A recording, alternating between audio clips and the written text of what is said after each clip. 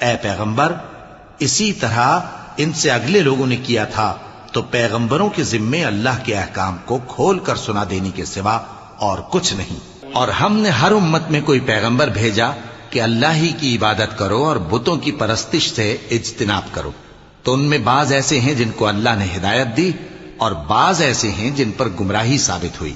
سو زمین میں چل پھر کر دیکھ لو کہ جھٹلانے والوں کا انجام کیسا ہوا۔ اگر تم ان کفار کی ہدایت کے لیے بہت زیادہ خواہش رکھو، جس کو اللہ گمراہ رہنے دے اس کو وہ ہدایت نہیں دیا کرتا، اور ایسے لوگوں کا کوئی مددگار بھی نہیں ہوتا۔